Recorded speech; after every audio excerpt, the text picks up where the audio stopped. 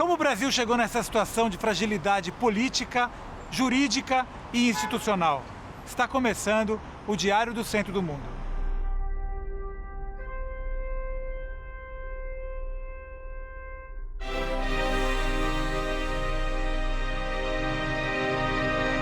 Quais as possíveis origens da atual crise brasileira? Nós vamos conversar com o sociólogo Aldo Fornazieri. Mas antes, o essencial. Encontre o erro nessa frase. Líder do movimento anticorrupção Vem Pra Rua foi contratado pelo governo Temer e em menos de 3 meses promovido. Jailton de Almeida é o nome dele. Depois de pregar o fim da roubalheira no Brasil, ganhou um cargo de confiança do ministro Gedel Vieira Lima. Gedel é aquele que, segundo a Lava Jato, usou sua influência para atuar em favor dos interesses da construtora OAS.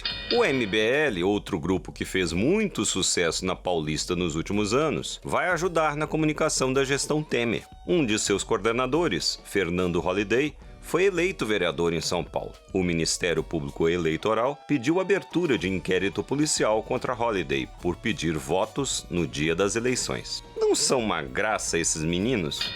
Marcela Temer fez sua estreia como garota propaganda de um governo feio, sujo e malvado. Durante 3 minutos, recitou um discurso que teria envergonhado Rosane Collor e Xuxa Meneghel. Resumindo, lançou o programa Criança Feliz, dentro do Bolsa Família, que teve 600 mil famílias cortadas no mês passado pelo marido dela. O senhor esteve na Globo News, o senhor falou lá sobre a Lava Jato, né? Especificamente sobre o uso político. O senhor acha que haverá um momento em que a sociedade vai dar um basta nisso ou nós estamos longe desse ponto?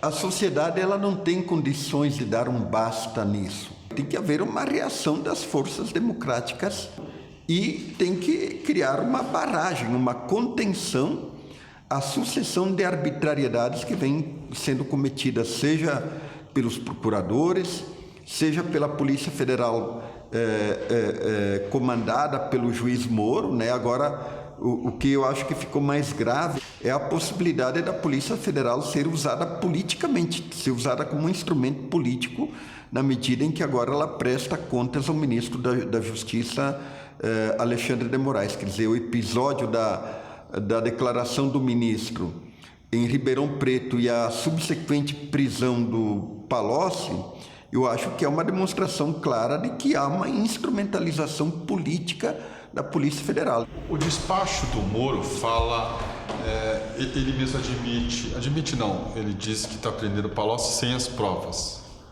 Mas isso é típico da Lava Jato. A detenção do Guido Mantega, que foi escandalosa. Somente regimes autoritários prendem para fazer investigações. E veja que, no caso do Guido Mantega, a coisa foi tão escandalosa que sequer ele foi ouvido. O que nós temos é que a Polícia Federal, o Ministério Público da Lava Jato e o juiz Moro são agentes políticos. E isso quebra as garantias e os direitos individuais. O que explica, na opinião do senhor, o poder quase plenipotenciário do juiz Sérgio Moro? O Sérgio Moro ele foi ungido pela opinião pública como salvador da pátria, e são sempre coisas muito perigosas, né? Porque não cabe ao juiz ser popular ou impopular, quer dizer, o juiz tem que agir dentro da lei. E, em segundo lugar, a covardia dos tribunais superiores, que aceitam esse jogo da pressão da opinião pública. Quer dizer, você tem julgamentos arbitrários ao sabor dos acontecimentos políticos e de quem tem mais força política. Professor, o procurador Deltan Dallagnol, ele dá palestras em igrejas, ele é membro atuante de uma igreja batista em Curitiba. Isso é normal? 2 coisas são extremamente desencadeadoras de paixões: a política e a religião. Um funcionário público, principalmente quando ele tem a missão de investigar e acusar, que é o que o Ministério Público faz, ele tem que se isentar de misturar a sua atividade com essas duas coisas, porque ele perde, digamos assim, a isenção. Eu já comparei os procuradores, chamando-os de movimento do procuradorismo, com os tenentistas da década de 1920. Qual que foi o desfecho final do movimento tenentista? Foram os generais de 1964. Quer dizer, quem garante que amanhã ou depois, num processo que nós vivemos, onde há uma desconstituição dos partidos políticos e da própria política, uma visão negativa da política, um procurador desses não se candidate com um discurso extremamente moralizante, fascista, e termine se tornando presidente do Brasil. O Ministério Público, ele não pode usar a lei e as suas prerrogativas para fazer política, porque senão você cria a politização do Estado. Eu vejo que há uma coisa muito estranha. Ninguém defende as pessoas que cometeram malfeitos no PT, mas não chama atenção o fato de que só gente do PT é presa. O senhor acredita que esse modelo do presidencialismo de coalizão está esgotado? O Raimundo Faoro chama atenção para uma peculiaridade do Brasil, que são as mudanças. Se você for ver a independência, a república, mesmo a Revolução de 30, 64, a redemocratização e o próprio governo do PT, sempre foram mudanças pelo alto, um acordo, um conciliábulo entre elites. Significa que os pactos são feitos entre as elites e o povo sempre é excluído. Então, se a gente não olhar para a nossa história, ver qual que é a nossa cultura política e assim por diante, vamos continuar tateando no escuro. O Maquiavel tem uma teoria da fundação dos estados. Ele diz: uma república mal fundada, ela vai ficar décadas e quiçá séculos tentando encontrar um caminho, fazendo leis e mais leis, e jamais encontrará um caminho se ela não se refundar. A rigor, nós teríamos que refundar o Brasil para que ele pudesse dar certo.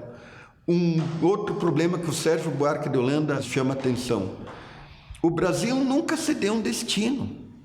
Se você for olhar para os Estados Unidos, a teoria do destino manifesto é uma coisa espetacular, porque isso é a energia constitutiva do país. O povo, ele se dá um lugar para onde ele quer chegar. Onde nós queremos chegar?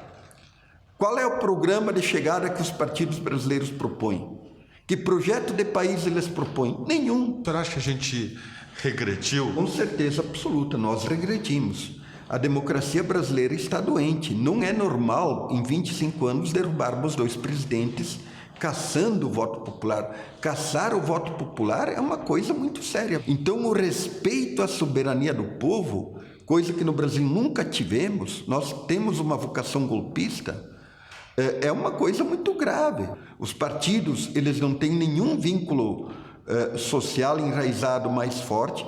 Veja o seguinte, quer dizer, nos Estados Unidos, quem escolhe um candidato a presidente da República? É o povo. Quem escolheu a Dilma como candidata? O Lula. Quem escolheu Dória como candidato a prefeito? O Alckmin. Por que nós temos, digamos assim, essa passividade da sociedade civil? Quem constituiu o Brasil aqui foi o Estado. Como é que as sociedades europeias se constituíram? Na luta contra o Estado. Nos Estados Unidos tivemos um processo completamente diferente e inovador. Quer dizer, a sociedade civil, ela veio antes do Estado. Então, aqui no Brasil, nós tivemos um processo completamente diferente da Europa e dos Estados Unidos, e foi um processo sempre imposto de cima para baixo, sempre imposto pelo poder absoluto sobre a sociedade e excluindo sempre o povo.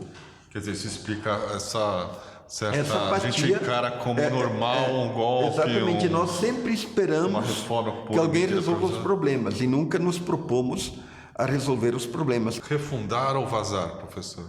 Eu acho que tem que refundar, porque que não dá para todo mundo vazar. Então, eu acho que tem que refundar esse país.